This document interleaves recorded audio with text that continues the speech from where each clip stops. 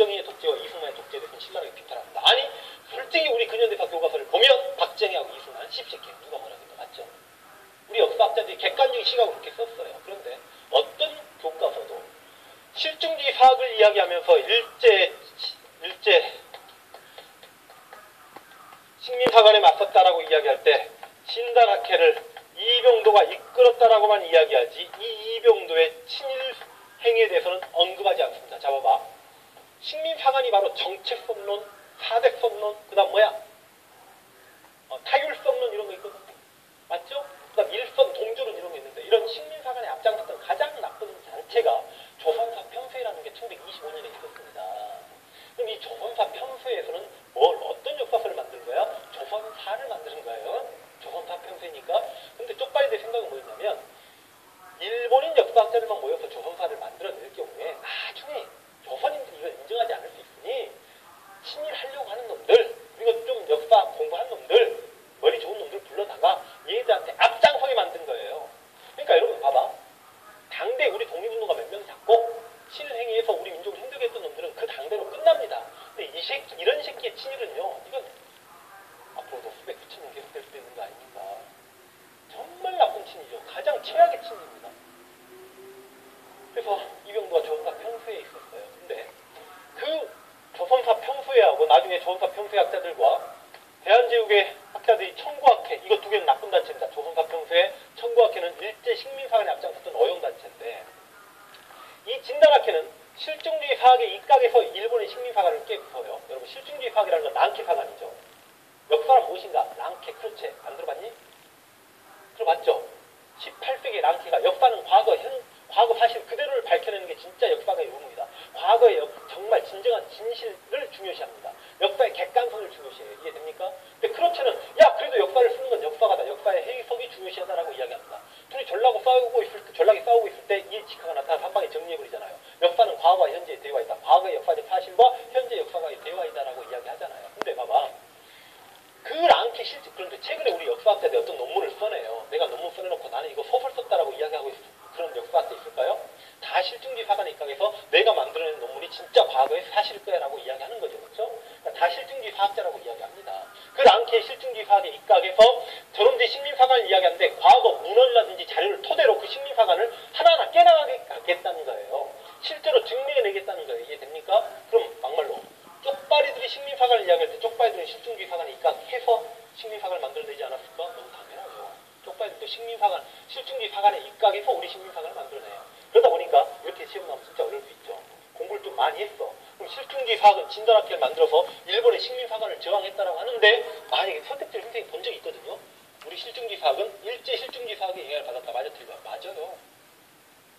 너희가 실증사학으로 우리 식민사관을 이야기했다면 우리도 실증사학을 통해서 그 식민사관을 까겠다는 게 바로 실증주의 사학입니다. 그리고 진단학회를 만들었는데 이 진단학회에서 이런 단체에 대항을 해요. 근데 나중에 이병도가 해방 이후에 죽었어야 되는데 살아가지고 해방 이후에 얘가 어디 온 거야? 진단학회 들어왔습니다만 진단학회 학자들이 7, 80기 나가 그러니까 이 식민놈이 쫓겨나요. 근데 나중에 한국전쟁 중에 진단학회 우리 역사학자들이 많이 죽습니다. 그 과정에서 이병도 진단학회를 들어와서 진단학회를 장하고 지금까지 우리나라 최고 역사학회예요. 지금도 진단학교가 계속 발간됩니다. 대학 도서관에 역사 공부한 친구 가면 매달 50년 넘도록 발간됐기 때문에 진단학보라고 해가지고 논문이 엄청나게 많아요. 그 자료들 보고 많이 공부해요. 역사 공부한 친구들은. 그런데 이 진단학회를 이병도가 장악하는데 참 내가 뭐라고 이야기했어? 일제파트 공부하다 보면 씹새끼들은 졸라 오래 산다겠죠.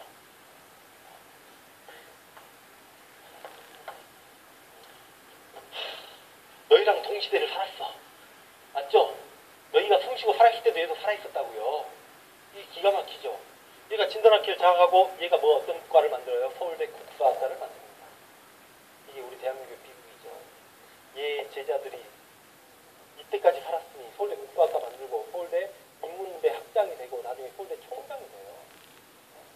그래서 지금까지 우리나라 역사학회를 이끌고 있었고 이병도의 제자들이 각 대학에 지금 다 그 제자의 제자들이 다 우리나라 참 많이 썩은 곳이 많거든요. 솔직히 해방될 당시에 정계, 언론계, 뭐 재계 맞죠? 군인, 경찰계. 아니 군인, 경찰계 같은 곳이야. 친일은 단전을 베풀 수도 있죠.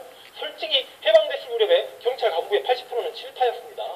그건 뭐 선생님 거짓말하는 게 아니라 수치하고 다 드러나고 이제 교과서에도 나오는데요. 맞죠? 근데 가장 썩어먹을 잊어버린 곳이 어디예요? 역사학계예요. 솔직한 말로. 왜? 이 새끼가 어디 있었어? 조선사 평소에 있었던 놈이라니까요. 만약에 너희 증조할아버지 중에 뭐 누가 조선사 평소에 있었다 그러면 진짜 창피해야 되는 겁니다. 응? 얼마 전에 다큐멘터리에서 대한민국에서 가장 엘리트 집안을 했던 이병도 집안하고 나오던데요. 이병도의 손자, 증손자까지 해갖고 직계로만요. 외가 쪽 빼놓고 딸들 빼놓고 직계만 해가지고 16명이 교수랍니다. 전임 강사 이상의 교수, 실제 교수, 시간 강사 말고. 할아버지가 이병도인데 맞죠? 어떻게 자식들이 교수가 안 됩니까? 지금 현재 서울대학교 총장이 이병도 혼자입니다. 그러니까 그때 신문에 난리가 났죠. 어떻게 친일파괴 그것도 이병도의 손자가 서울대학교 총장이 될 수 있냐 그랬더니 또 그걸 변호하는 쪽에서는 왜 또 다른 연좌제를 적용해? 할아버지가 이병도인 것과 손자가 서울대 총장이 되는 게 무슨 상관이야? 아니 할아버지가 이병도가 아니었으면 걔가 어떻게 그게 승승장구예요. 맞죠? 그래서 우리나라 국사교과서가 우리나라 역사학계 솔직히 식민사를 많이 물들었어요. 그래서 국사교과서가 뜯어고쳐야 될 것이 정말로 많습니다. 실제로 50년대, 60년대 서울대 역사 공부하는 분들이 전부 다 얘가 만들었던 조선사를 가지고 공부를 해요. 일제 역사학들이 만들어놓은 역사들을 가지고. 그 밑에서 지금의 교수들이 배우고. 그러다 보니까 지금 젊은 교수들은 다 얘한테 CPT라고 하는 거죠. 진짜 무덤 파버려야 됩니다. 나도 역사 공부한 사람이에요. 내가 이런 말 하기 쉬울 것 같아? 쉽지 않아. 맞죠? 내 스승의 스승을 욕하고 있는 거잖아요. 근데 잘못된 건 잘못된 거 아닙니까? 맞죠? 이병도. 그러나 어떤 육종 교과서에도 이병도의 친일을 언급하지 않습니다. 진단학회 이끌고 실증사학으로 식민사관을 저항했다. 그러니까 이게 우리 역사학계의 병폐인 거죠. 이해됩니까? 박정 이수만은 까도 차마 이병도는 못 가요. 왜요? 그런 교과 썼다가 바로 아웃되거든요. 역사학계에서. 자, 슬픈 이야기. 이병도와 손진택